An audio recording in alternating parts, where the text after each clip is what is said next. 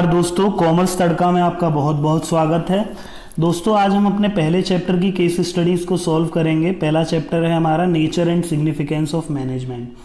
तो बिना time waste किए हुए चलिए स्टार्ट करते हैं। दोस्तों हमारी पहली केस स्टडी क्या है, ज़रा उसे देखते हैं। हमारी पहली केस स्टडी है if a manager is able to achieve the target. अगर कोई मैनेजर है, उसने अपने टारगेट को अचीव कर लिया है, उसके टारगेट दिया गया था कि उसे 5000 यूनिट्स का प्रोडक्शन करना है, लेकिन उसने जो 5000 यूनिट्स तैयार की हैं वो हायर कॉस्ट पे तैयार की हैं। इज ही एफिशिएंट और इफेक्टिव? क्या वो एफिशिएंट है या इफेक्टिव है? देखिए दोस्तों, सबसे पहले तो हमें एफिशिएंसी और इफेक्टिवनेस को समझना होगा। एफिशिएंसी का मतलब होता है किसी भी टास्क को करना और कम से कम लागत में करना, यानी मिनिमम कॉस्ट में करना। ठीक है। इफेक्टिवनेस का क्या मतलब होता है? इफेक्टिवनेस का मतलब होता है किसी भी टास्क को करना और टाइम पर कर लेना, completion of task with minimum time या ऑन टाइम। ठीक है। तो यहाँ पर दोस्तों उसने ज़्यादा लागत में किसी काम को कर पाया है, हायर कॉस्ट में कर पाया है उसने, तो वो एफिशिएंट तो नहीं है। क्या वो इफेक्टिव है? जी हाँ, वो इफेक्टिव है, क्योंकि उसने अपना टारगेट जो था वो अचीव कर लिया था। अब आपके मन में ये क्वेश्चन होगा कि सर उसने अचीव कर लिया है, लेकिन ये नहीं बताया गया इस क्वेश्चन में कि उसने वो चीज़ टाइम पर अचीव की है या नहीं की है। तो यहाँ पर मैं आपको एक चीज़ क्लियर कर देना चाहता हूँ कि अगर किसी भी एम्प्लॉय या मैनेजर द्वारा कोई चीज़ अचीव कर ली गई है और टाइम जो है वो डिस्क्लोज नहीं हुआ है, तो हम ये एज्यूम कर लेंगे कि वो चीज़ टाइम पर ही अचीव हुई है, if time is not disclosed. ठीक है, तो वो हाँ इफेक्टिव है वो।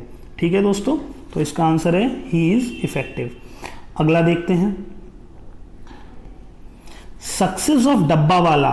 डब्बा वाला कौन होते हैं? Who carry tiffins to offices. जो डब्बा वाला लोग हैं या टिफिन वाले जो लोग हैं, उनकी सफलता का राज जो है वो क्या है ऑफ मुंबई। मुंबई में एक्चुअल में जो टिफिन वगैरह को लेके जाते हैं उन्हें डब्बा वाला बोलते हैं। ठीक है, तो उनकी सफलता का राज क्या है? अब ऐसा उन्होंने क्या कर दिया जो उनकी सफलता के बारे में इतनी बात हो रही है? देखिए दोस्तों, मुंबई एक बहुत बड़ा शहर है और बहुत सारे कॉरपोरेट हाउसेस भी हैं, बैचलर्स भी रहते हैं वहाँ पर, और खाना बनाने में उन्हें आती है दिक्कत।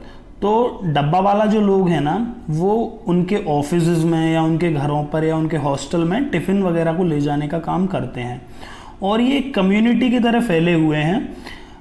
कई सारे बल्क में डिब्बे जो हैं वो एक जगह से दूसरी जगह जाते हैं, दूसरी जगह से तीसरी जगह जाते हैं। फॉर एग्जांपल मान लीजिए बोरीवली से चैम्बूर गए, चैम्बूर से मलाड गए, तो ऐसे करके वो कैरी फॉरवर्ड होते हैं, तब जाके वो एक पर्टिकुलर डेस्टिनेशन पर पहुंचते हैं। ठीक है, अब उस डेस्टिनेशन पर इस टाइम के हिसाब से पहुंचना है कि लंच टाइम के आसपास आप पहुंच जाएं। ये सारी चीज़ तभी हो पाएगी जब उन सारे लोगों के बीच में अच्छा खासा कोऑर्डिनेशन होगा। आप समझ रहे हैं? जब अच्छा खासा कोऑर्डिनेशन होगा तभी वो अपने प्रोडक्ट को सही से डिलीवर कर पाएंगे, सही टाइम पर डिलीवर कर पाएंगे। तो उनके बीच में जो है वो एक तालमेल है। क्या है? तालमेल। उसी को मैनेजमेंट के अंदर कोऑर्डिनेशन कहा गया है। तो कौन सा एस्पेक्ट मैनेजमेंट का इसके अंदर दिखाई देता है? कोऑर्डिनेशन दिखाई देता है। उसकी इंपॉर्टेंस और आपको बतानी है, वो आप इंपॉर्टेंस बता सकते हैं। अगला देखते हैं, Ram argues that management is required in all kinds of organisation. Ram बोल रहा है कि मैनेजमेंट की जरूरत जो होती है ना, वो हर तरीके की ऑर्गेनाइजेशन में होती है। बिल्कुल सही बात है। मोहन क्या कह रहे हैं? As Mohan feels that management is not required in non business organisation such as school, club, hospitals etcetera. Who is correct? Mohan कह रहा है कि मैनेजमेंट जो है ना वो नॉन बिजनेस ऑर्गेनाइजेशन में भैया जरूरी नहीं होता। नॉन बिजनेस ऑर्गेनाइजेशन मतलब जो प्रॉफिट की तरफ ज़्यादा ध्यान न देती हो, जैसे स्कूल, क्लब, हॉस्पिटल वगैरह वगैरह। तो आपको ये बताना है कि राम सही कह रहा है कि मोहन सही कह रहा है। इसमें आंसर रहेगा कि राम सही कह रहा है, क्योंकि हमने एक कैरेक्टरिस्टिक पढ़ा था मैनेजमेंट का कि मैनेजमेंट हर टाइप की ऑर्गेनाइजेशन में लागू होता है, चाहे वो बिजनेस ऑर्गेनाइजेशन हो चाहे नॉन बिजनेस ऑर्गेनाइजेशन हो। तो राम का जो तर्क है, राम का जो आर्ग्यूमेंट है, दलील है, वो सही है। और एक और पढ़ा था कि मैनेजमेंट इज परवेसिव। मैनेजमेंट हर जगह सर्वव्यापी है, विद्यमान है। ठीक है, हर जगह मौजूद होता है, दुनिया का कोई सा भी शहर हो, ठीक है, या कोई भी देश हो। तो राम की बात जो है वो सही है, क्योंकि मैनेजमेंट जो है वो परवेसिव है, ऑल काइंड ऑफ ऑर्गेनाइजेशन पे लागू होता है। अगला देखते हैं, an organisation is a collection of diverse individual with different needs. एक ऑर्गेनाइजेशन जो होती है वो कलेक्शन होती है। क्या होती है? कलेक्शन होती है कई सारे इंडिविजुअल्स का और कई सारे उनकी डिफरेंट नीड्स का। देखिए, और एक ऑर्गेनाइजेशन में कई सारे इंडिविजुअल्स के डिफरेंट बैकग्राउंड्स होते हैं। हर इंडिविजुअल अपने आप में अलग है, डाइवर्स इंडिविजुअल है, हर व्यक्ति की अपनी अपनी ज़रूरत है, फिर भी वो कलेक्टिवली काम करते हैं। कलेक्टिवली यानी कि ग्रुप में रह के काम करते हैं, है ना। और करके ग्रुप में रहना भी जरूरी है, क्योंकि हम ऑर्गेनाइजेशन के लिए काम कर रहे हैं और ऑर्गेनाइजेशन का तो कॉमन गोल है, और कॉमन गोल को अचीव करने के लिए भले हमारे डिफरेंसेस कुछ भी हो आपस में, लेकिन हमें काम ऑर्गेनाइजेशन के तरीके से ही करना होगा। तो हमें कलेक्टिवली रहना पड़ेगा, कलेक्शन में रहना पड़ेगा, और कलेक्शन का मतलब है यहाँ पे ग्रुप से। तो मैनेजमेंट एक ग्रुप एक्टिविटी है। इसका आंसर हो जाएगा management is a group activity. समझ गए होंगे आशा करता हूँ। देखते हैं अगला क्या है। अगला है हमारा, a business needs to add to its prospects in the long run. एक बिजनेस को जरूरत पड़ती है कि वो कुछ ना कुछ ऐड करता रहे अपने बिजनेस में या अपने प्रोस्पेक्ट्स में, अगर उसे लंबे समय तक मार्केट के अंदर रहना है तो। बिल्कुल सही बात है। Identify the organisational objectives highlighted in this statement, explain other two objectives under this category.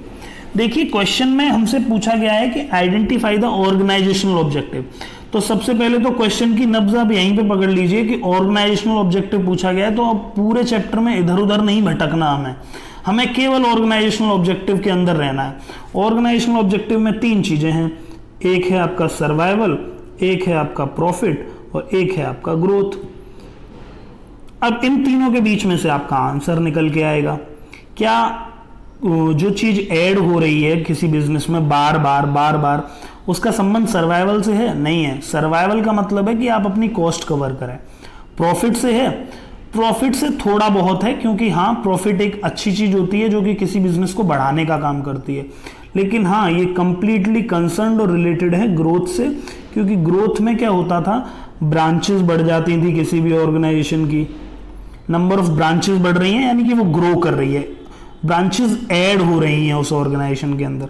Number of products बढ़ रहे हैं यानी कि प्रोडक्ट ऐड हो रहे हैं। नंबर ऑफ एम्प्लॉइज अगर बढ़ रहे हैं, तो जहां पर चीजें ऐड हो रही हैं वो एक इंडिकेशन है कि आप जो है या आपकी ऑर्गेनाइजेशन जो है वो ग्रोथ की तरफ जा रही है। ठीक है, तो अगर आप ग्रो करते रहेंगे तो लंबे समय तक आप मार्केट के अंदर बने भी रहेंगे। तो इसका आंसर है ग्रोथ। क्या आंसर है दोस्तों? इसका आंसर है ग्रोथ। इसका आंसर ग्रोथ हो गया। हमसे ये पूछा गया था कि 2 ऑब्जेक्टिव और बताइए, तो ऑर्गेनाइजेशनल ऑब्जेक्टिव 3 होते हैं, एक इसका आंसर ग्रोथ है, दूसरा सर्वाइवल और प्रॉफिट हो गया उसी कैटेगरी के अंदर, तो वो बता दीजिएगा। अगला देखते हैं। अगला है हमारा, a manager applies the various theories of management in his unique personalised way. एक मैनेजर जो होता है वो मैनेजमेंट की बहुत सारी थ्योरी होती हैं, फ्यूल के कई सारे प्रिंसिपल होते हैं, टेलर के होते हैं, जो उसने एमबीए में पढ़ाई की है, कई सारी थ्योरीज होती हैं, लेकिन उनको अप्लाई करने का उसका खुद का एक तरीका है, यूनिक पर्सनलाइज्ड वे, खुद का एक तरीका है। What aspect of nature of management does this statement indicate. हमसे ये पूछा गया है कौन सा एस्पेक्ट ऑफ नेचर यहां पर इंडिकेट हो रहा है। देखिए, नेचर ऑफ मैनेजमेंट के 3 एस्पेक्ट थे, एक तो था आपका साइंस, एक तो था आपका आर्ट और एक था आपका प्रोफेशन। इसमें आपको ये बताना है कि साइंस वाला दिखाई दे रहा है एस्पेक्ट, की आर्ट वाला दिखाई दे रहा है, कि प्रोफेशन वाला दिखाई दे रहा है। देखिए, इसका आंसर आप कैसे निकालेंगे। इसमें पूरी केस स्टडी, जो छोटी सी केस स्टडी है, इसमें एक चीज जो लिखी है वो है यूनिक पर्सनलाइज्ड वे। पर्सनलाइज्ड वे, देखिए, पर्सनलाइज्ड वे का मतलब होता है, या पर्सनलाइज्ड एप्लीकेशन का मतलब होता है, कोई काम आपने सीखा, उसे आप अपने पर्सनल यानी कि खुद के तरीके से सीखे हुए काम को अप्लाई करना। जैसे कि मान लीजिए मैंने मैनेजमेंट की ये थ्योरी पढ़ी है कि यूनिटी ऑफ कमांड, ठीक है, यूनिटी ऑफ कमांड तो बुक में फ्यूल ने अपने तरीके से दिया, लेकिन उसे लागू करने का मेरा अपना खुद का एक तरीका है, यूनिक तरीका है, वो आपकी एक पर्सनलाइज्ड एप्लीकेशन हो गई, आपका खुद का मेथड हो गया उस तरीके को लगाने का। ये कौन से एस्पेक्ट से रिलेटेड है? ये आर्ट से रिलेटेड है, क्योंकि आर्ट में भी कोई भी आर्टिस्ट जो होता है वो कई सारी चीजें पढ़ता है, लेकिन उसके अप्लाई करने का तरीका अलग होता है। म्यूजिक में सरगम सेम ही है, लेकिन कुमार सानू और अरिजीत सिंह अलग अलग तरीके से गाते हैं, वो उनका यूनिक पर्सनलाइज्ड तरीका है। तो एस्पेक्ट ऑफ मैनेजमेंट में ये मैनेजमेंट एज एन आर्ट है, और उसके अंदर भी वो वाला पॉइंट है पर्सनलाइज्ड एप्लीकेशन वाला। ठीक है, तो यहां पे हमें पर्सनलाइज्ड शब्द से इसका आंसर पहचानना था। आशा करता हूं समझ गए होंगे। देखते हैं अगला केस स्टडी को क्या।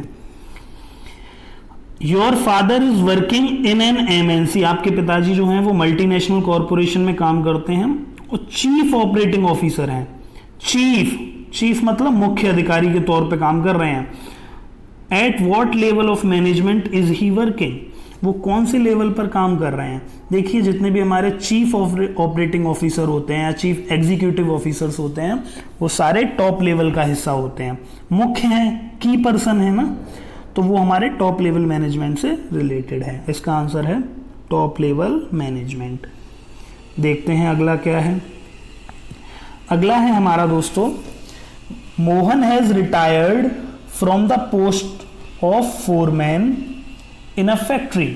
मोहन जो है वो फोरमैन की पोस्ट से रिटायर हुआ है फैक्ट्री के अंदर। ठीक है, अगला देखते हैं। At what level of management is he working, वो कौन से लेवल पर काम कर रहा है मैनेजमेंट के? देखिए, फोरमैन जो व्यक्ति होता है वो लोअर लेवल पर काम करता है। ठीक है दोस्तों, तो इसका आंसर हो जाएगा लोअर लेवल, और लोअर लेवल के भी दो नाम हैं, सुपरवाइजरी और ऑपरेशनल। आप लोअर लेवल भी लिख सकते थे इसका आंसर। चलिए देखते हैं अगला क्या है। Your father wants you to do MBA before joining the business, before joining family business. आपके पिताजी चाहते हैं कि आप MBA करने के बाद अपना फैमिली बिजनेस संभालें। What does this show about the nature of management, ये नेचर ऑफ मैनेजमेंट के बारे में क्या बता रहा है? तो आपका आंसर नेचर ऑफ मैनेजमेंट लिख दिया तो तीन चीजों में फंस के रह गया, साइंस, आर्ट और प्रोफेशन। यहीं पर आपका आंसर छुपा है। MBA क्या है दोस्तों? MBA एक प्रोफेशन है। MBA क्यों कराई जाती है? ताकि आप अपने बिजनेस को थोड़ा प्रॉस्पेरिटी दे सकें, उसे अच्छा बना सकें, थोड़ा बेहतर कर सकें। इसीलिए हर बिजनेसमैन चाहता है कि उनकी कोई संतान या कोई भी बेटा वगैरह है वो MBA वगैरह कोर्स को एक्वायर करे और वहाँ से जो उसने सीखा है वो अपने बिजनेस में उसे लगाए। ठीक है, तो यहाँ पर MBA कोर्स को करवाने के लिए इंसिस्ट किया जा रहा है, और MBA जो कोर्स है वो एक प्रोफेशन है।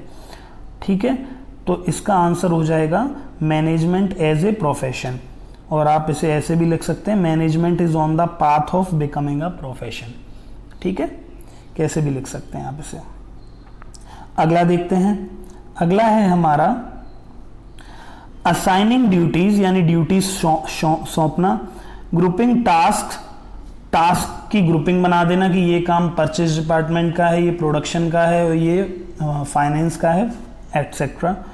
और ग्रुपिंग बनाने के बाद सबको उनकी अथॉरिटी वगैरह बता देना कि आपकी अथॉरिटी ये है, आपकी अथॉरिटी ये है। ठीक है, और रिसोर्सेज को एलोकेट कर देना। ठीक है, कि ये रिसोर्सेज आपके पास रहेंगे। Is one of the functions of management, ये एक फंक्शन है मैनेजमेंट का, उस फंक्शन का नाम बताइए। देखिए, मैनेजमेंट के 5 फंक्शन होते हैं, प्लानिंग, ऑर्गेनाइजिंग, स्टाफिंग, डायरेक्टिंग और कंट्रोलिंग। प्लानिंग में हम प्लान करते हैं कि हमारे ऑब्जेक्टिव्स क्या होंगे। ठीक है, हम उन ऑब्जेक्टिव्स तक कैसे पहुंच सकते हैं। ऑर्गेनाइजिंग एक ऐसा फंक्शन होता है जिसमें कि ड्यूटीज़ वगैरह सौंपी जाती हैं, यानी कि ये बताया जाता है आपकी इतनी पावर्स हैं, आपकी ये अथॉरिटी हैं, आपकी ये रिस्पॉन्सिबिलिटी हैं। तो असाइनिंग ड्यूटी वाली चीज़ यहाँ पे क्लियर हो गई। ग्रुपिंग टास्क का मतलब है डिपार्टमेंट वगैरह तैयार कर देना, वो भी यहाँ पे हो रहा है। फंक्शनल स्ट्रक्चर रहेगा या डिविजनल स्ट्रक्चर रहेगा ऑर्गेनाइजेशन का, तो इसका आंसर ऑर्गेनाइजिंग ही है। स्टाफिंग के अंदर बेसिकली रिक्रूटमेंट होता है लोगों का। डायरेक्टिंग के अंदर लोगों को डायरेक्ट किया जाता है कि काम कैसे करना है। और कंट्रोलिंग के अंदर हम ये देखते हैं कि चीज़ें हमारी अकॉर्डिंग टू प्लान चल रही हैं या नहीं चल रही हैं।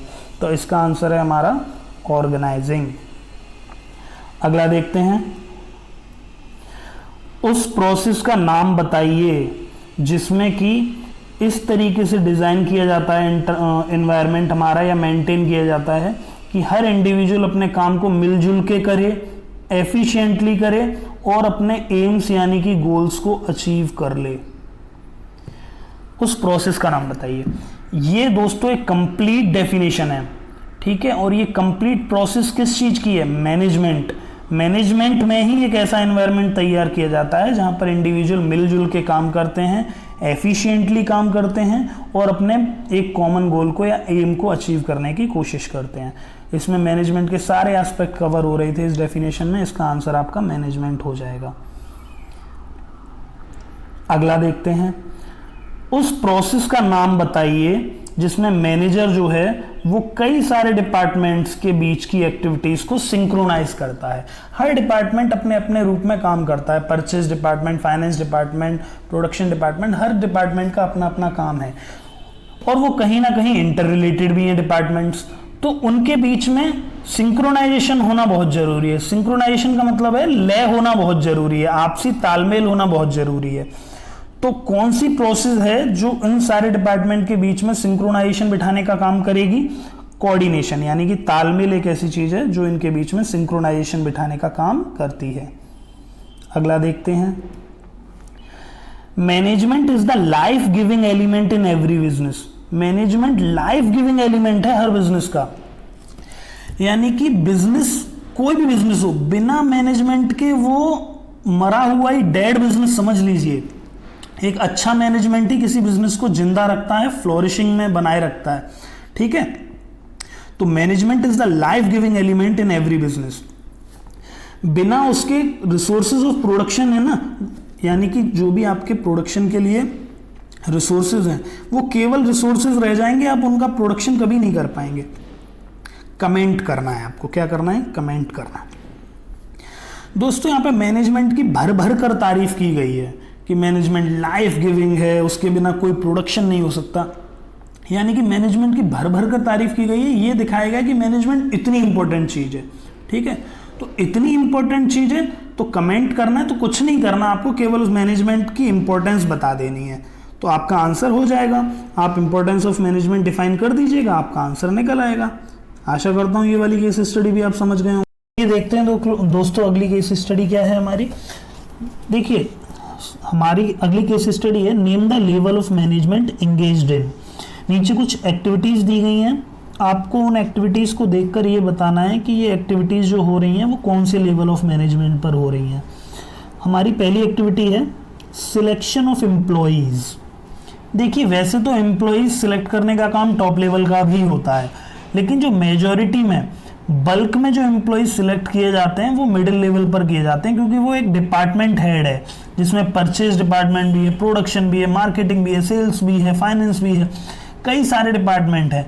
कई सारे डिपार्टमेंट हैं तो कई सारे एम्प्लॉइज हैं, उन सभी को रिक्रूट करने का काम जो है वो आम तौर पर अक्सर मिडिल लेवल मैनेजमेंट करता है। तो इसका आंसर आपका हो जाएगा मिडिल लेवल मैनेजमेंट। अगली एक्टिविटी क्या है? इंट्रोड्यूसिंग न्यू प्रोडक्ट्स, नए नए प्रोडक्ट्स लॉन्च करना। आप अभी तक फोन बना रहे थे, अब आपको एलईडीज भी बनानी है, ठीक है, अब आपको पीसी भी बनाने हैं, लैपटॉप्स भी बनाने हैं। तो ये काम जो करना है वो बहुत ही इंपॉर्टेंट काम है, बड़ा काम है, ये टॉप लेवल मैनेजमेंट करेगा। कौन करेगा? Top level management.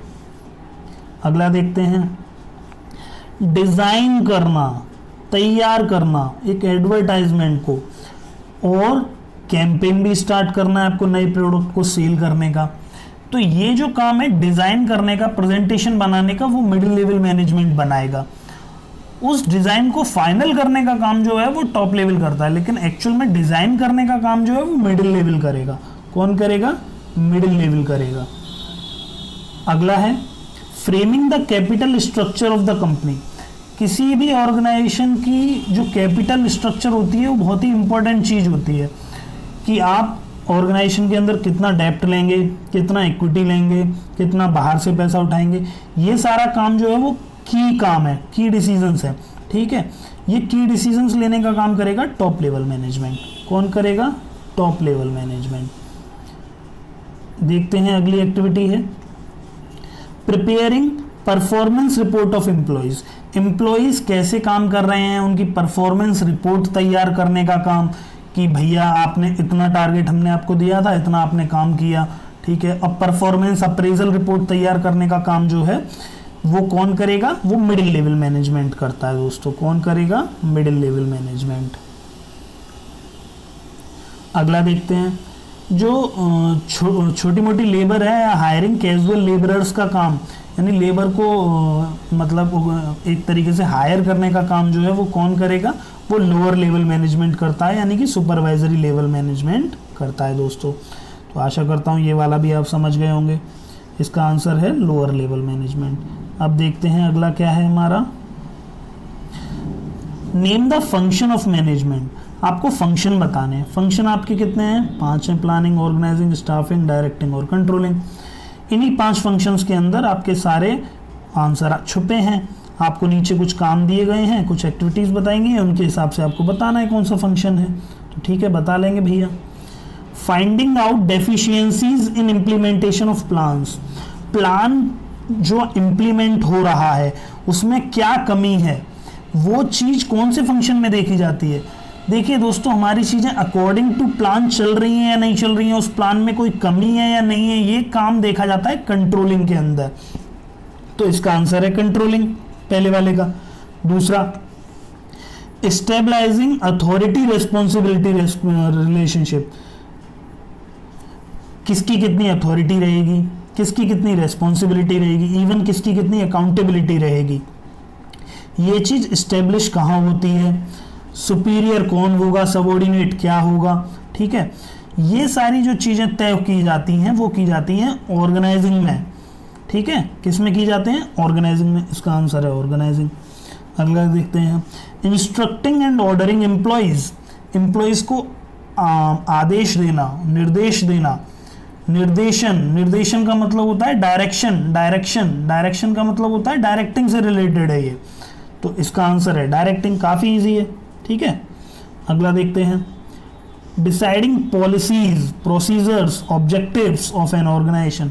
हमारी ऑर्गेनाइजेशन की पॉलिसीज क्या होंगी, प्रोसीजर क्या रहेगा, ऑब्जेक्टिव क्या रहेगा। ये एक शुरुआती कदम है। शुरुआती कदम में यानी कि आप एक चीज़ प्लान कर रहे हैं, इसमें आंसर आपका प्लानिंग हो जाएगा। इसका आंसर है हमारा प्लानिंग। अगला देखते हैं, at what level of management managers are responsible for the welfare and survival of the organisation. वो कौन सा लेवल ऑफ मैनेजमेंट है, 3 ही लेवल है, टॉप लेवल, मिडिल लेवल और बॉटम लेवल, यानी कि लोअर लेवल, ठीक है। वो कौन सा मैनेजर होगा जो रेस्पॉन्सिबल है पूरी की पूरी ऑर्गेनाइजेशन के सर्वाइवल के लिए और वेलफेयर के लिए, भले के लिए। तो भैया पूरी की पूरी ऑर्गेनाइजेशन का सर्वाइवल और वेलफेयर कहाँ पर टिका होता है, कौन से लेवल पे टिका होता है, टॉप लेवल पे। कहाँ पर, टॉप लेवल पे। समझ गए होंगे आशा करता हूँ। अब आपकी केस स्टडीज़ का साइज जो है वो थोड़ा बड़ा होता जाएगा, तो कोई घबराने वाली बात नहीं है, अच्छे से समझेंगे। ABC limited is facing a lot of problems these days. ABC limited है वो कई सारी दिक्कतों का सामना आजकल कर रही है। The companies profit margin is declining. Company का जो प्रॉफिट है वो भी धीरे धीरे कम हो रहा है, डे बाई डे, ठीक है। The production manager is blaming marketing management, whereas marketing is blaming production department for not maintaining the quality. Marketing production manager कह रहा है कि मार्केटिंग मैनेजमेंट दोषी है, मार्केटिंग मैनेजमेंट कह रहे हैं कि प्रोडक्शन वाले खराब हैं क्योंकि वो क्वालिटी ही अच्छी नहीं दे पा रहे, तो हम उसे अच्छे से मार्केट भी नहीं कर पा रहे हैं। फाइनेंस डिपार्टमेंट कह रहा है दोनों ही बेकार हैं, दोनों के दोनों मक्कार हैं। What quality of manager do you think is lacking. यहाँ पर मैनेजर की कौन सी कमी नजर आ रही है। देखिए सारे डिपार्टमेंट्स जो हैं वो आपस में इंटर रिलेटेड होते हैं। क्या होते हैं, इंटर रिलेटेड होते हैं, इंटर रिलेटेड होते हैं दोस्तों। और इंटर रिलेटेड होते हैं तो उनके बीच में कोऑर्डिनेशन होना बहुत जरूरी है। कोऑर्डिनेशन नहीं होगा तो वो एक दूसरे को ब्लेम ही करेंगे। तो यहाँ पे जो कमी जो दिखाई दे रही है वो कोऑर्डिनेशन की दे रही है, ठीक है दोस्तों। तो आंसर इज कोऑर्डिनेशन। आशा करता हूँ समझ गए होंगे, इसका आंसर है कोऑर्डिनेशन। अगला देखते हैं, Hema is one of the most successful manager of her company. Hema जो है अपनी कंपनी की सबसे सक्सेसफुल मैनेजर्स के अंदर आती है। कोब limited, she uses her creativity and initiative in handling challenging situations at work. वो अपनी क्रिएटिविटी लगाती है, सबसे पहले कदम उठाती है या पहल करती है किसी भी चैलेंजिंग सिचुएशन को अपने हिसाब से हैंडल करने के लिए, अपने हिसाब से हैंडल करने के लिए, ठीक है। The knowledge gained by her during her student days at a renowned management institute as well as through her observation and experience over the years applied by Hema. Hema ने जो मैनेजमेंट की पढ़ाई की थी अपने स्टूडेंट होने वाले दिनों में, उस नॉलेज को वो अच्छे तरीके से अप्लाई कर रही है, अपने तरीके से अप्लाई कर रही है, क्रिएटिव तरीके से अप्लाई कर रही है। Hema in a skilful manner in the context of the realities of the given situation. जो भी उसके सामने सिचुएशंस हैं उन सिचुएशन पर वो अपनी जो पढ़ाई है उनको अपने हिसाब से अप्लाई कर देती है। इसके अलावा वो किताबें भी पढ़ती रहती है, कई सारा लिटरेचर भी पढ़ती रहती है जो कि मैनेजमेंट से रिलेटेड है, जिससे कि उसकी नॉलेज अपडेट होती रहे। In an aspect of the nature of management is being highlighted in the above description, identify the aspect. 3 aspect हैं आपके, आर्ट, साइंस और प्रोफेशन। यहाँ पर दोस्तों आर्ट की बात हो रही है क्योंकि वो जो अप्लाई कर रही है ना वो अपने हिसाब से कर रही है। Creativity based on practice and creativity कहाँ आता था? मैनेजमेंट एज एन आर्ट में आता था। इसका आंसर हो जाएगा मैनेजमेंट एज एन आर्ट। अगला क्वेश्चन इसी में पूछा गया है, 3 फीचर और बता दीजिए उसी चीज के। बता सकते हैं आप सिस्टमेटिक बॉडी ऑफ नॉलेज बता सकते हैं, पर्सनलाइज्ड एप्लीकेशन बता सकते हैं जो कि इसमें पहले वाले का आंसर भी है एक्चुअल में, और based on practice and creativity बता सकते हैं। ठीक है, तो आशा करता हूँ ये वाली केस स्टडी भी आप समझ गए होंगे। अगली केस स्टडी देखते हैं। The director of unique India limited called for meeting of all the employees. Unique India limited के डायरेक्टर ने सभी एम्प्लॉयज की मीटिंग बुलाई। In the meeting, directors informed the employees that the main objective of the company is to increase the sale by 30%. सभी employees को बता दिया गया कि मेन ऑब्जेक्टिव जो है ना भैया कंपनी का वो ये है कि 30% सेल इंक्रीज होनी चाहिए। 30% सेल इंक्रीज होनी चाहिए, ये क्या है? मेन ऑब्जेक्टिव है। ठीक है। वेरियस प्लान्स, कई सारे प्लान तैयार किए गए हैं। were made to improve the potential and efficiency of employees as well as various operations। कई सारे प्लान तैयार किए गए हैं जिससे कि एम्प्लॉयज का पोटेंशियल बढ़े, एफिशिएंसी बढ़े, कई सारे plan. The sales manager suggested some changes in the product as per the latest demand in the market.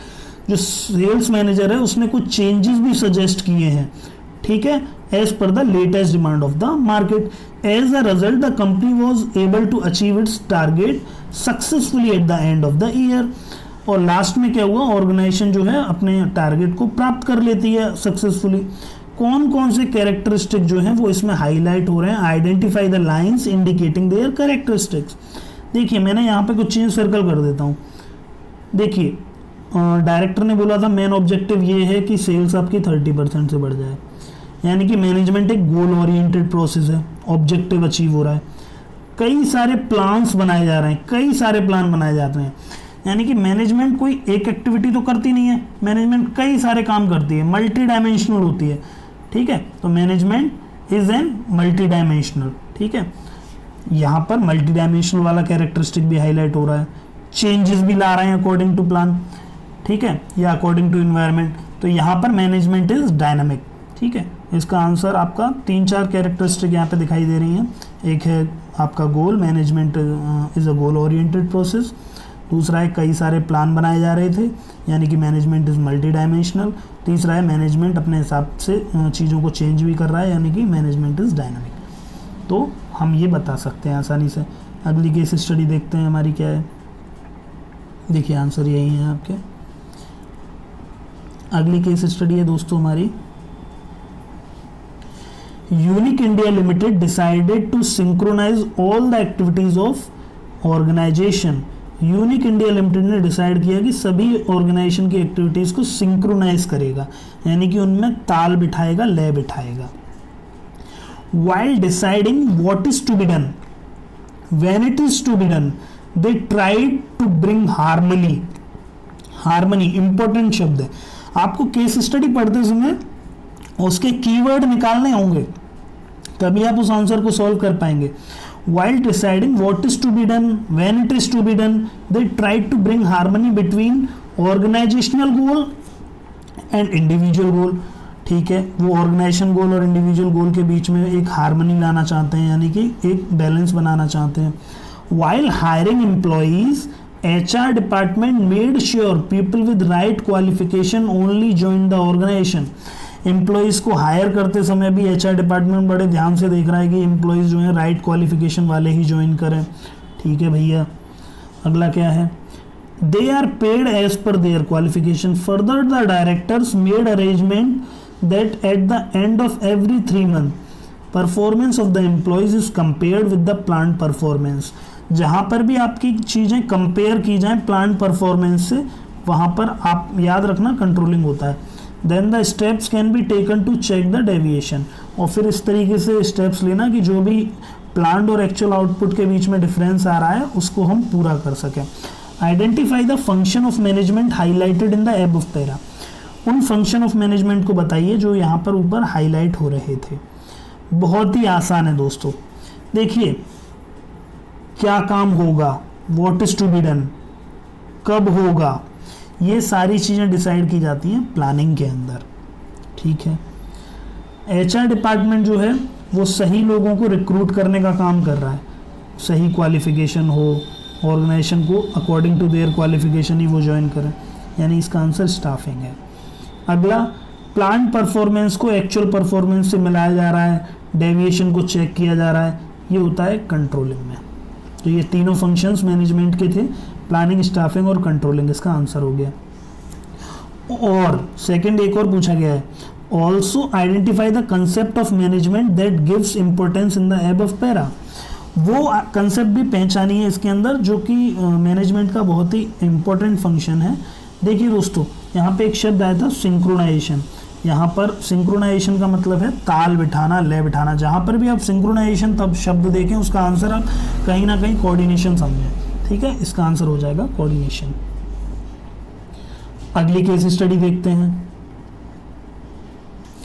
Rohan, Sohan and Mohan are three friends, they work in the same company. Rohan, Sohan और मोहन 3 दोस्त हैं, एक ही company के अंदर काम करते हैं. One day they were having a conversation. एक दिन उनके बीच में कुछ बातचीत हो रही थी. रोहन बोला, I have purchase 2 new machines. मैंने 2 नई मशीन खरीदी हैं. And it has become very difficult to motivate workers at shop floor to use these machines. और बहुत ही मुझे दिक्कत हो रही है जो नीचे वाली फ्लोर पे, यानी कि लोअर लेवल पर लोग जो काम कर रहे हैं उन्हें मोटिवेट करने के लिए कि इन मशीन्स को कैसे यूज़ किया जाए. तो यहाँ पर तो एक चीज़ क्लियर ही हो रही है, हम आगे देखेंगे, बताएंगे इस चीज़ को. Sohan said, I am facing problems in finding the exact number and types of employees for my department. Sohan कह रहा है कि मुझे बड़ी दिक्कत हो रही है कि कितने लोग चाहिए मेरे को, कितने एम्प्लॉयज़ चाहिए मेरे को मेरे डिपार्टमेंट में, इसकी बड़ी दिक्कत है. Mohan said, I have to decide the long term plans. Mohan कह रहा है कि मुझे बड़े बड़े लंबे समय वाले प्लान बनाने हैं अपनी ऑर्गेनाइजेशन के लिए. मैं जिम्मेदार हूँ पूरी की पूरी ऑर्गेनाइजेशन के वेलफेयर के लिए. Identify different levels of management these friends belong to. आपको बस लेवल बताने उन तीनों दोस्तों के. देखिए, रोहन किस लेवल पे काम करता है. रोहन बोला कि मुझे 2 मशीन चाहिए और मुझे बड़ी दिक्कत हो रही है अपने वर्कर्स को समझाने में कि ये मशीन पे काम कैसे करना है. वर्कर को समझाना है, मशीन्स ऑपरेट हो रही हैं, कहाँ होंगी, लोअर लेवल पर होंगी, ऑपरेशनल लेवल पे होंगी. तो रोहन कहाँ काम करता है, supervisory level, operational level, lower level. अगला देखते हैं. अगली बात करते हैं सोहन की. सोहन कह रहा है कि मुझे ये देखने में बड़ी दिक्कत हो रही है कि कितने लोगों की ज़रूरत है मुझे मेरे डिपार्टमेंट के लिए, यानी कि परचेज डिपार्टमेंट भी हो सकता है, प्रोडक्शन भी हो सकता है, कुछ भी हो सकता है. कितने एम्प्लॉयज़ की ज़रूरत पड़ेगी. तो रिक्रूटमेंट का काम ज़्यादातर कौन करता था, मिडिल लेवल मैनेजमेंट. तो सोहन कहाँ है, मिडिल लेवल मैनेजमेंट पे. मोहन कह रहा है कि मुझे बड़े बड़े प्लान बनाने हैं, लॉन्ग टर्म प्लान्स बनाने हैं, मैं पूरी की पूरी ऑर्गेनाइजेशन के वेलफेयर के लिए मैं ही जिम्मेदार हूँ. कहाँ पे काम कर रहा है मोहन, टॉप लेवल पे काम कर रहा है. कहाँ काम कर रहा है, टॉप लेवल पे. Explain any 2 functions of each level. Supervisory middle और टॉप लेवल के दो दो फंक्शंस और आपको बताने हैं, वो आप बता सकते हैं। अगली केस स्टडी देखते हैं हम अपनी। The general manager GM of alpha kids wear limited, the GM has divided all the employees of his company into 3 levels, top level, middle level and lower level. General manager ने अपने सारे employees को 3 levels में बांट दिया। At the top level the general manager and board of directors themselves work, top level पर general manager और board of directors काम करते हैं, सही है। Middle level work is looked after by 4 departmental managers like the production manager, purchase manager, sales manager और finance manager. Middle level पे अपने डिपार्टमेंटल मैनेजर्स होते हैं। डिपार्टमेंटल मैनेजर किन्हें बोलते हैं, जहां पर डिपार्टमेंट्स आ जाएं, जैसे प्रोडक्शन, परचेज, सेल्स और फाइनेंस, सही है। Lower level constituted of 1 supervisor of each of the 4 department, lower level पे हर डिपार्टमेंट से एक एक सुपरवाइजर लिया गया है। These supervisors look after the daily activities of their subordinates, ये सुपरवाइजर्स अपने सबऑर्डिनेट्स की एक्टिविटीज को चेक भी करते हैं रोज की रोज। ऑफन यानी कि ज्यादातर, it is observed that the managers of all levels remain busy, ये देखा गया है कि ज़्यादातर सभी मैनेजर अपने अपने लेवल्स पर कहीं ना कहीं बिजी रहते हैं, कभी ना कभी प्लानिंग से बिजी रहेंगे, ठीक है, of their respective departments and sometimes with the comparison of the desired and actual result, कभी ये देखते रहते हैं कि डिजायर्ड रिजल्ट जो था हमारा वो एक्चुअल रिजल्ट उससे मिल रहा है कि नहीं मिल रहा है। Similarly sometimes they are busy with the recruitment, कभी वो रिक्रूटमेंट में बिजी रहते हैं, कभी सिलेक्शन में बिजी रहते हैं, कभी ट्रेनिंग में बिजी रहते हैं of the employees and sometime with their motivation, और कभी वो मोटिवेशन में बिजी रहते हैं, मोटिवेट करते रहते हैं लोगों को। साहिल knows it very well that the job of management cannot be done by a single person, साहिल ये कह रहा है, अच्छे से जानता है कि मैनेजमेंट जो है वो केवल एक व्यक्ति का काम नहीं है, बिल्कुल नहीं है, ग्रुप एक्टिविटी है।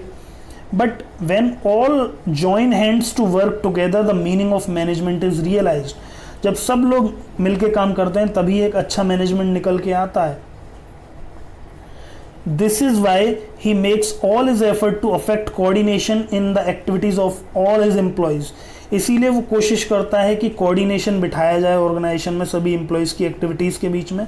All the employees are working with the team spirit, सभी एम्प्लॉयज टीम स्पिरिट में काम करें।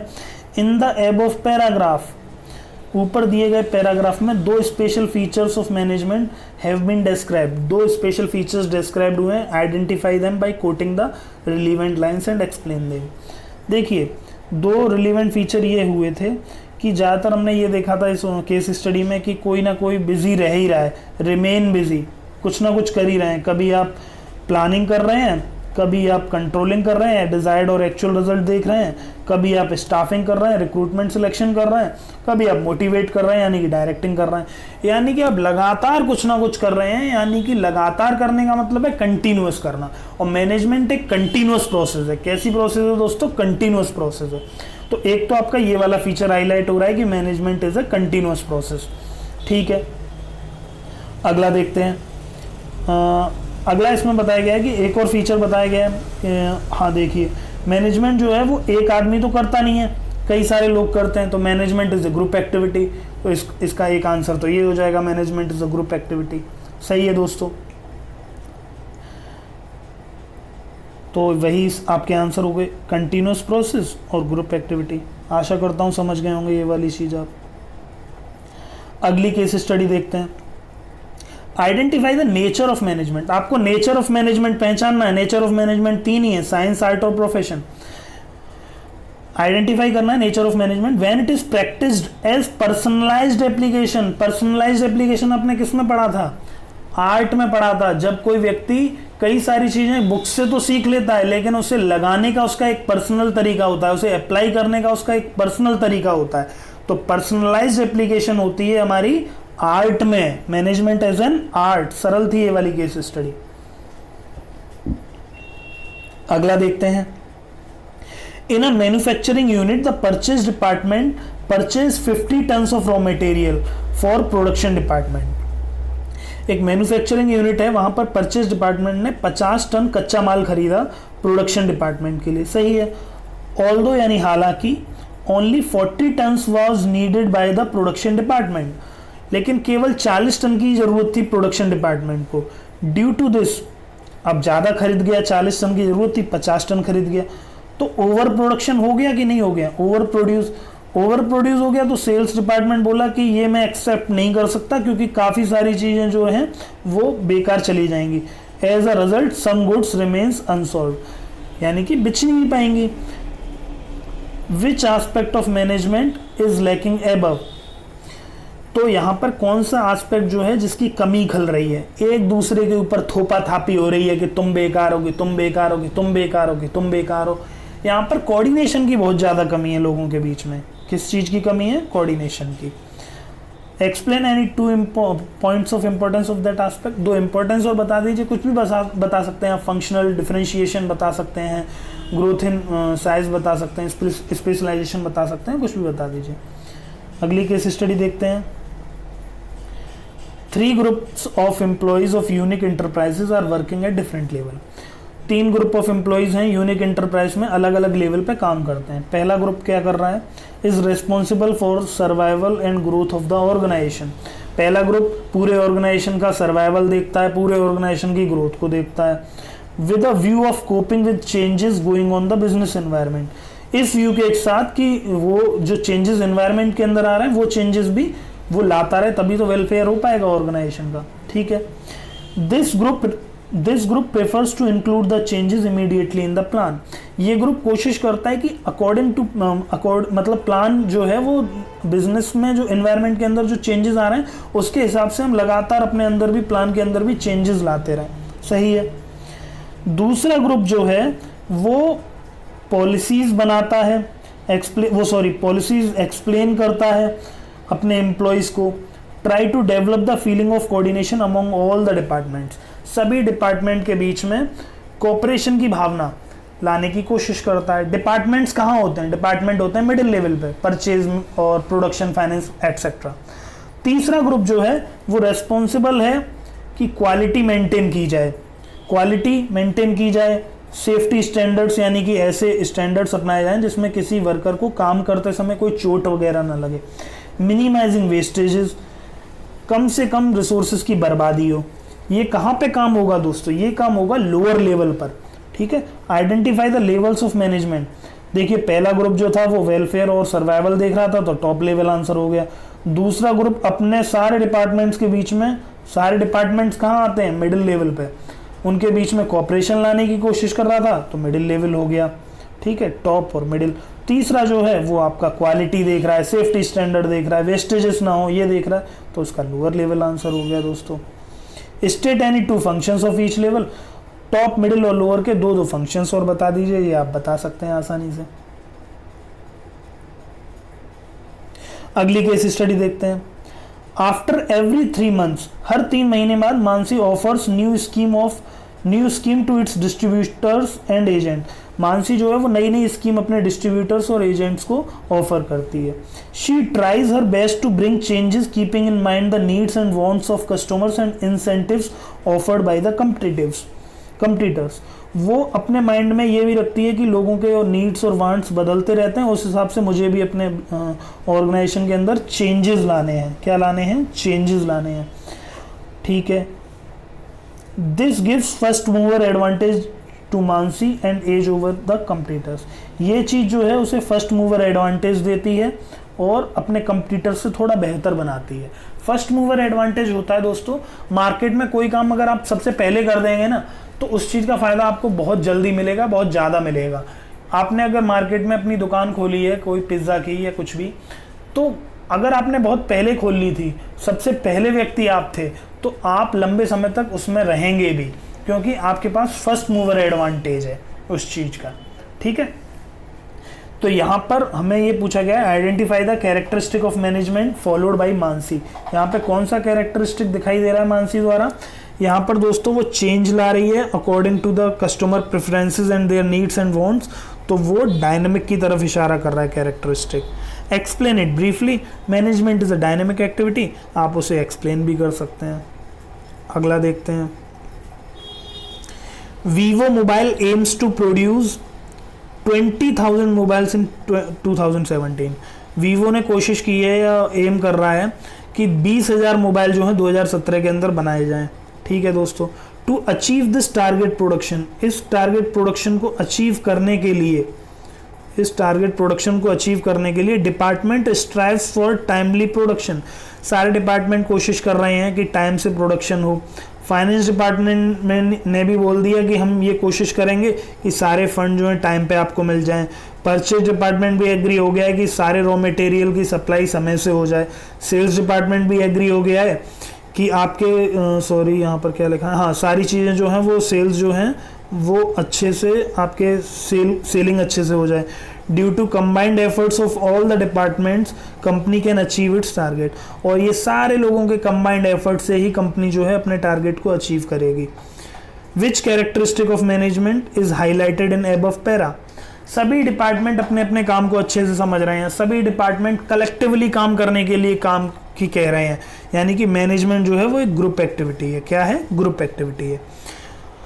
विच importance of management is highlighted here, वही चीज है, हाँ, ग्रुप एक्टिविटी को इंपॉर्टेंस में भी दिखाया गया था। इसका आंसर हो जाएगा management helps in achieving group गोल, अगर मैनेजमेंट मिलजुल के काम करे तो ग्रुप गोल को अचीव कर सकता है। Which other aspect of management helps the Vivo mobile limited to achieve its objective, कौन सा एक और पहलू है, छुपा हुआ पहलू, जो वीवो मोबाइल लिमिटेड को अपने ऑब्जेक्टिव तक पहुंचाने में मदद करेगा? जब सारे डिपार्टमेंट आपस में मिलजुल के काम करेंगे, कोऑर्डिनेशन से काम करेंगे, तो आपका काम सरल हो जाएगा।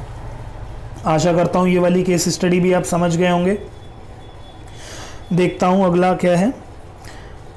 Gemini Circus is organising shows internationally for the last 30 years, Gemini Circus जो है बीते 30 साल से विदेशों में भी, इंटरनेशनली अंतर्राष्ट्रीय स्तर पर भी ऑर्गेनाइज कर रहा है शोज।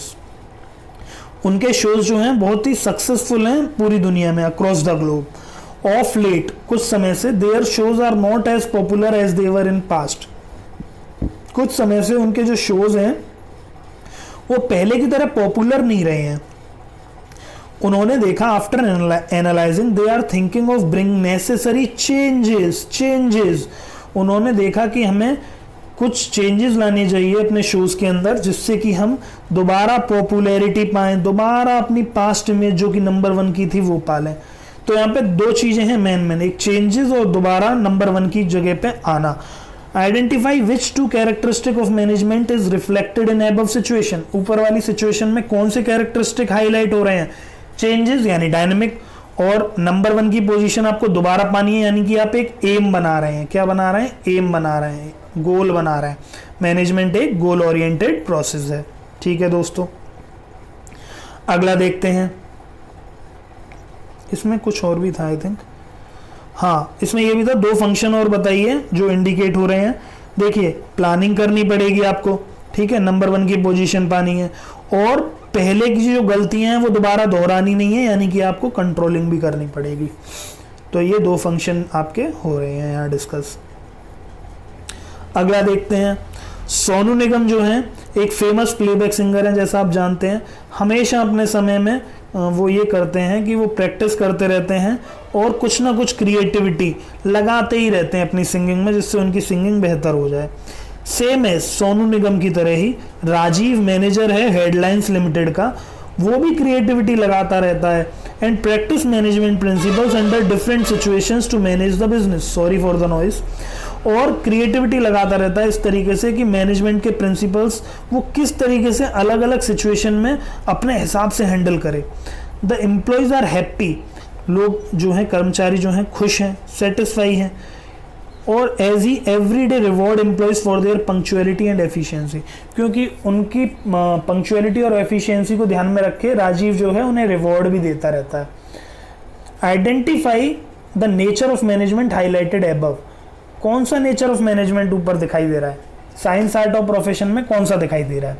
देखिए, क्रिएटिविटी की बात हुई, प्रैक्टिस की बात हो रही है, और सिंगिंग की जैसी चीज की बात हो रही है। क्या है? आर्ट है सिंगिंग। क्रिएटिविटी, प्रैक्टिस कहाँ जरूरत होती है? आर्ट में होती है।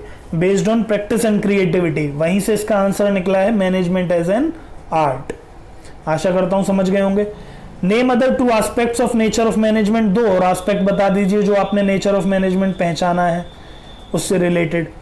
नहीं, हाँ अदर 2 एस्पेक्ट पूछे गए हैं, सॉरी, उससे नेचर ऑफ मैनेजमेंट 2 अलग अलग जो पूछे गए हैं वो हैं साइंस और प्रोफेशन। ठीक है,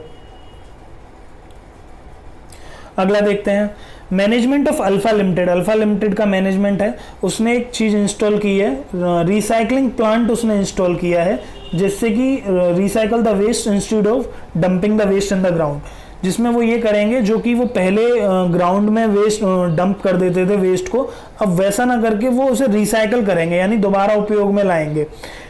इससे क्या होगा, इससे it is also providing employment opportunities, इससे एम्प्लॉयमेंट अपॉर्चुनिटीज भी प्रोवाइड हो रही हैं जो आसपास लोग रह रहे हैं उनके लिए। Company started a school, company ने स्कूल भी खोला है नियर बाई यानी पास में, for the children of their employees, अपने एम्प्लॉयज के जो बच्चे हैं उनके लिए। Identify the objective company is fulfilling, कौन कौन से ऑब्जेक्टिव यहाँ फुलफिल हो रहे हैं दोस्तों? देखिए दोस्तों, ऑब्जेक्टिव 3 ही है, सोशल, पर्सनल और ऑर्गेनाइजेशनल। यहाँ पर पर्यावरण को लेके बात हो रही है, वेस्ट जो ग्राउंड में वेस्ट डंप हो रहा था जिससे आपकी भूमि बंजर भी हो सकती थी, तो आप इको फ्रेंडली नहीं जा रहे थे, वो आपने चीज हटा दी, आप एक रिसाइकलिंग प्लांट ले आए, सोसाइटी का आप भला कर रहे हैं, सोशल ऑब्जेक्टिव आपका पूरा हो रहा है। दूसरा, आप ये भी देख रहे थे एम्प्लॉयमेंट अपॉर्चुनिटीज भी प्रोवाइड करा रहे हैं जो रेसिडेंट्स रह रहे हैं आसपास, ये भी एक सोशल ऑब्जेक्टिव पूरा हो रहा है। आप अपने एम्प्लॉयज का भी ख्याल रख रहे हैं, उनके बच्चों को पढ़ा के, एक स्कूल खोला है आपने, आप पर्सनल ऑब्जेक्टिव भी पूरे कर रहे हैं लोगों के, तो आप बता सकते हैं social objective and personal objective, और कोट कर सकते हैं वो lines, install a recycle plant और started a school for children of their employees. अगली केस स्टडी देखते हैं दोस्तों। Directors of ABC limited assign the task of implementing the plans and policies framed by the board to all the departmental heads. ABC limited ने जो भी ABC limited है उसके director ने असाइन किया है टास्क कि इंप्लीमेंट करने हैं प्लान और पॉलिसीज, बोर्ड ने जो भी बनाई है डिपार्टमेंटल हेड्स को। ठीक है, डिपार्टमेंटल हेड्स ने सुपरवाइजर्स अपॉइंट कर दिए, सुपरिटेंडेंट अपॉइंट कर दिए, एग्जीक्यूटिव अपॉइंट कर दिए, जिससे कि वो काम जो है वो अपने वर्कर्स से अकॉर्डिंग टू प्लान करवा लें, और सुपरवाइजर्स जो हैं वो लगातार देख भी रहे हैं कि वर्कर जो हैं अकॉर्डिंग टू प्लान चल रहे हैं कि नहीं चल रहे हैं। Identify the feature of management highlighted in the above para. वैसे तो पूरी केस स्टडी पढ़ के आपको ये लगेगा कि अरे यार ये लेवल ऑफ मैनेजमेंट की बात तो नहीं कर रहे, लेकिन इसीलिए बोलते हैं केस स्टडी हमेशा नीचे से पढ़नी चाहिए। फीचर ऑफ मैनेजमेंट आपको बताना है आपको, तो बहुत ही सही है। फीचर ऑफ मैनेजमेंट ये है कि कई सारे डिपार्टमेंट हैं, पॉलिसीज ऊपर से तैयार होके आई, नीचे ट्रांसफ़र की गई, नीचे वालों ने फिर नीचे दे दी, तो हुआ ये क्या कि आप एक ग्रुप में रह के काम कर रहे हैं, तो मैनेजमेंट एक ग्रुप एक्टिविटी है। क्या है? Management is a group activity. उस फीचर को एक्सप्लेन कर दीजिए, इस फीचर को आप एक्सप्लेन कर सकते हैं इजीली। अगला देखते हैं। A group of people believe that management is a systematic body of knowledge that explain general truth and is based on logical observation. कुछ लोगों का मानना है कि management systematic body of knowledge है, बिल्कुल सही बात है, जिसमें कि जनरल ट्रूथ होते हैं, बिल्कुल सत्य होता है, सारी चीज़ें लॉजिकल होती हैं, सारी चीज़ें लॉजिकल ऑब्जर्वेशन पर बेस करके बनाई जाती हैं। Identify and explain the nature of management discussed in above case. वो नेचर ऑफ मैनेजमेंट पहचानिए जो ऊपर डिस्कशन हुआ जिसका। देखिए, जनरल ट्रूथ, जहां पर एक हम सत्य की तरफ निकल के आते हैं, लॉजिकल ऑब्जर्वेशंस होती हैं, तर्क संगत ऑब्जर्वेशन होती हैं, सिस्टमैटिक बॉडी ऑफ नॉलेज होती है। दोस्तों, ये साइंस के अंदर होता है। किसके अंदर होता है? साइंस के अंदर होता है। मैनेजमेंट एज ए साइंस इसका आंसर हो जाएगा। अगला देखते हैं। इन एन ऑर्गेनाइजेशन के अंदर sales department wants to increase the sale by 20%। Sales department अपनी सेल को 20% बढ़ाना चाहता है। So sales department plan to offer extra discounts to customers. इसलिए सेल्स डिपार्टमेंट प्लान कर रहा है कि क्यों ना इस सेल को बढ़ाने के लिए एक्स्ट्रा डिस्काउंट दिया जाए कस्टमर्स को। फाइनेंस डिपार्टमेंट ने यहाँ पे ऑब्जेक्शन उठाया कि अगर वो ऐसा करेंगे तो उनका रेवेन्यू यानी कि कमाई जो है वो घट जाएगी और वो लॉस में चले जाएंगे और उन्हें लिक्विडिटी की प्रॉब्लम होगी, यानी कि कैश रिजर्व जो है उनका वो बिगड़ जाएगा। Name the importance of coordination referred here. उस इंपॉर्टेंस को पहचानिए जो कि ऊपर डिस्कस हुई। देखिए growth in size, functional differentiation और स्पेशलाइजेशन। यहाँ पर फंक्शंस जो हो रहे हैं वो दो हो रहे हैं, एक सेल्स डिपार्टमेंट का फंक्शन हो रहा है, एक फाइनेंस डिपार्टमेंट का हो रहा है। दोनों के फंक्शंस में डिफरेंशिएशन आ रहा है, उस डिफरेंशिएशन को पूरा करना है। तो यहाँ पर फंक्शनल डिफरेंशिएशन दिखाई दे रहा है। क्या दिखाई दे रहा है? Functional differentiation. अगला आप बता दीजिए दो इंपॉर्टेंस और, साइज और स्पेशलाइजेशन। आशा करता हूं ये वाली केस स्टडी भी आप समझ गए होंगे।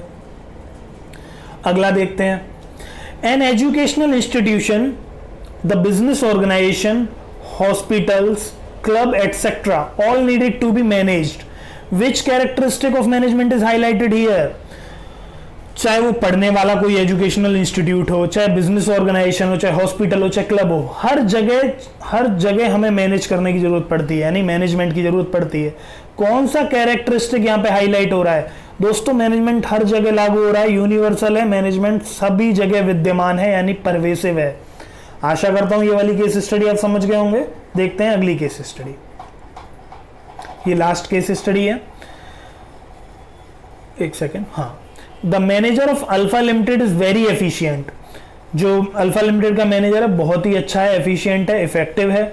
Make sure all the employees and worker in his team perform the task on time. ये देखता है कि उसके सारे कर्मचारी टाइम पर अपने काम को कर लें, मिनिमम कॉस्ट पे कर लें। His main focus is on cost cutting. उसका मेन फोकस जो है वो ये रहता है कि कॉस्ट कटिंग ज्यादा से ज्यादा की जाए। So he never listens to the demand of workers for increasing wages. इसीलिए वो जो लोगों की डिमांड है कि हमारा मेहनताना बढ़ा दीजिए, हमारा वेजेस वगैरह बढ़ा दीजिए, उस चीज को वो बिल्कुल नजरअंदाज कर देता है, क्योंकि वो चाहता है कि कॉस्ट कटिंग हो, कम से कम लागत में काम हो जाए, एफिशिएंट तरीके से काम हो जाए। He even gives no opportunity to worker for promotion. वो वर्कर्स को कोई अपॉर्चुनिटी भी नहीं देता जिससे वो प्रमोशन पा सकें। एज अ रिजल्ट इसका नतीजा ये निकलता है कि वर्कर्स जो हैं वो धीरे धीरे झुंझलाने लगते हैं, फ्रस्ट्रेटेड हो जाते हैं, and disheartened all the time, और हमेशा निराश रहते हैं। Which objective of management could not be achieved by the manager. यहाँ पे कौन सा ऑब्जेक्टिव अचीव नहीं हो रहा है? तीन ही ऑब्जेक्टिव है, सोशल, ऑर्गेनाइजेशनल और पर्सनल। देखिए सोशल ऑब्जेक्टिव की तो कोई बात ही नहीं हुई, ऑर्गेनाइजेशनल ऑब्जेक्टिव यहाँ पूरा हो रहा है क्योंकि कॉस्ट वो कम से कम ला रहा था। कमी किस चीज की हो रही थी? इंडिविजुअल ऑब्जेक्टिव की, पर्सनल ऑब्जेक्टिव की, ह्यूमन ऑब्जेक्टिव की। वो लोगों का देखभाल ही नहीं कर रहा है, ठीक है, लोगों को झुंझलाने जैसी स्थिति आ गई है, उन्हें प्रमोट ही नहीं कर रहा है, उनका वेतन ही नहीं बढ़ा रहा, ठीक है। यहाँ पे कौन सी चीज अचीव नहीं हो रही है? पर्सनल ऑब्जेक्टिव अचीव नहीं हो रहा। दो ऑब्जेक्टिव और बता देने आपको, एक सोशल ऑब्जेक्टिव बता दीजिए यहाँ पे आप, और एक बता दीजिए इकोनॉमिकल मतलब ऑर्गेनाइजेशनल ऑब्जेक्टिव। तो आशा करता हूँ आप ये केस स्टडीज समझ गए होंगे। दोस्तों ये सारी केस स्टडीज मैंने पूनम गांधी बुक से ली हैं, तो thank you very much ma'am, और थैंक यू वीके पब्लिकेशन। आशा करता हूँ कि आपको समझ में आया होगा। मिलते हैं अगले चैप्टर में और उसकी केस स्टडीज़ के साथ। थैंक यू वेरी मच, आपने मुझे इतना झेला उसके लिए। आस्ता लविस्ता, चोकोस्लोवाकिया। गाड़ियाँ चल रही हैं, शोर हो रहा है, मुझे जाना चाहिए।